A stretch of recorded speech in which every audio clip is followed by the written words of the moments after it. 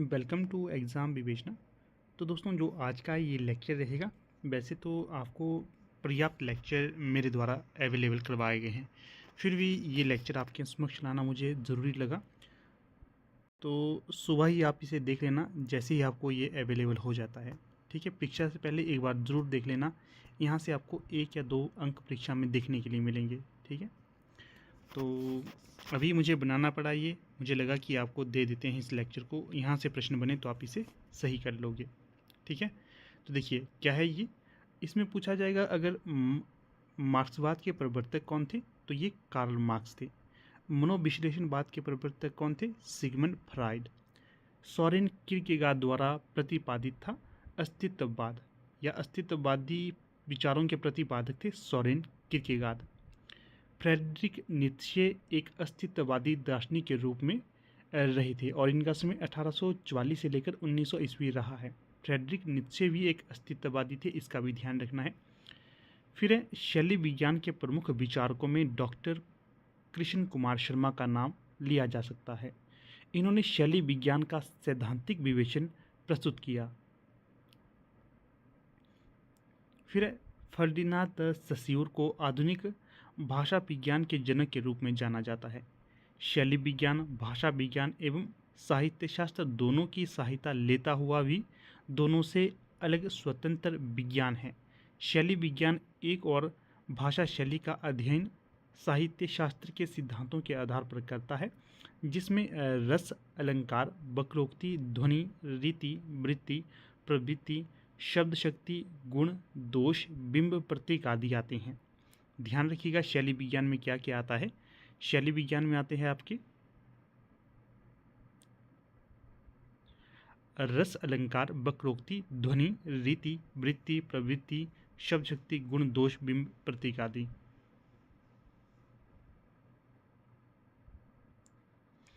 T.S.. Elliot नई समीक्षा के जनक माने जाते हैं। सन 1941 में प्रकाशित जॉन क्रो रैनसम की पुस्तक द न्यू क्रिटिसिज्म से यह नाम आलोचना के क्षेत्र में रूढ़ हो गया। नई समीक्षा में किसी रचना के ऐतिहासिक और सामाजिक पक्ष पर विचार करने को अनावश्यक माना गया है। प्लेटो काव्य को जीवन का अनुकरण मानते हैं। पूछा जा सकता है प्लेटो काव्य को क्या मानते हैं, जीवन का अनुकरण मानते हैं। उन्होंने इस क्रिया को मिमेसिस कहा है, जिसका अंग्रेजी अनुवाद इमिटेशन अर्थात अनुकरण होता है। ये भी ध्यान रखना है आपने। प्लेटो की स्पष्ट धारणा है कि काव्य सत्य से दूर होता है, क्योंकि वह कविता को अज्ञान से उत्पन्न मानता है। यह भी इम्पॉर्टेंट हो सकता है कि पूछा जाएगा परीक्षा में, कौन कविता को अज्ञान से उत्पन्न मानता है, तो ये प्लेटो है। इसलिए काव्य में सत्य का अनुकरण नहीं किया जा सकता। स्वीडन के प्रसिद्ध भाषाविद फर्डिनांड द सस्यूर इसके प्रवर्तक माने जाते हैं, जिन्हें हिंदी में सस्यूर नामा जाता है। पूछा जा सकता है संरचनावाद के प्रवर्तक कौन थे, तो ये आपके फर्डिनांड द सस्यूर थे।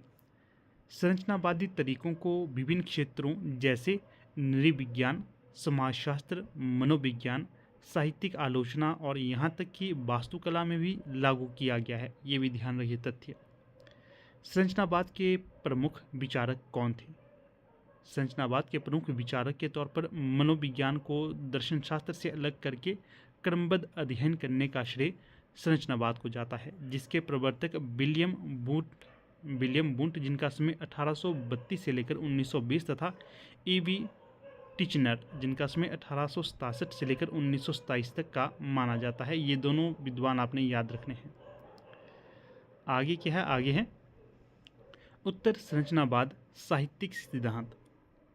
रोलैंड बार्थेस 1915 से 1980 और जैक्स डेरिडा 1930 से लेकर 2004 प्रमुख उत्तर संरचनावादी सिद्धांतकार हैं, जिन्होंने उत्तर संरचनावादी सिद्धांत को साहित्यिक विश्लेषण में लाने में महत्वपूर्ण भूमिका निभाई है। जिन लेखकों के कार्य को उत्तर संरचनावादी के रूप में जाना जाता है, उनमें Roland Barthes, Jacques Derrida, Michel Foucault, Gilles Deleuze और जीन बॉर्डीलार्ड शामिल हैं। इनके नाम थोड़ी सी पेचीदा हैं, आप आराम से इस वीडियो को पॉज कर देख सकते हो इन्हें। हालांकि कई सिद्धांतकारों, जिन्हें उत्तर संरचनावादी कहा गया है, ने इस लेवल को अस्वीकार भी कर दिया था। आगे है देरिदा की विखंडन की अवधारणा है। पूछा जाता है विखंडनवाद किसके द्वारा प्रतिपादित किया गया था, तो ये जॉक देरिदा के द्वारा प्रतिपादित किया गया था। उत्तर आधुनिकतावाद के जनक जॉक फ्रांकोस लियोटार हैं। सर्वप्रथम उत्तर आधुनिकता वास्तुकला के क्षेत्र में प्रकट हुई, लेकिन इसका विकास दर्शन, साहित्य व समीक्षा के क्षेत्र में भी हो चुका है। उत्तर आधुनिकता व्यक्ति केंद्रित समीक्षा दृष्टि है जो मानती है कि कुछ भी संपूर्ण नहीं है।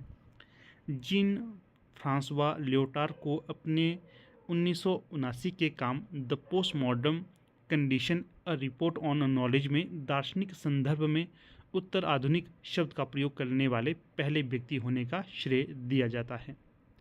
आगे जो तथ्य दूंगा ये भी मोस्ट इंपॉर्टेंट है, जैसे कि काव्य का सिद्धांत किसके द्वारा प्रतिपादित किया गया था, प्लेटो के द्वारा।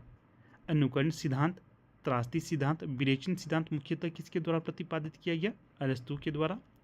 औदात्य सिद्धांत किसके द्वारा प्रस्तुत किया गया, लोंजाइनस के द्वारा। काव्य भाषा का सिद्धांत किसके द्वारा प्रतिपादित किया गया, विलियम वर्ड्सवर्थ के द्वारा। कल्पना और फैंटेसी किसके द्वारा प्रतिपादित की गई, कॉलरिज के द्वारा।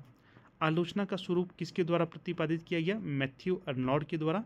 निर्व्यक्तिकता का सिद्धांत और परंपरा की अवधारणा किसके द्वारा प्रतिपादित की गई, टी.एस. इलियट के द्वारा।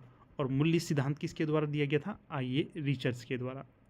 तो ये देखिए, ये था कुछ इस प्रकार से लेक्चर। ज़्यादा लंबा तो नहीं था ये लेक्चर, परंतु जितना भी था काफ़ी महत्वपूर्ण होगा ये। आप इसे एक रीडिंग में अवश्य देख लेना, मोस्ट इंपॉर्टेंट है। प्रश्न यहाँ से डायरेक्ट पूछा जाएगा आपको परीक्षा में, ठीक है।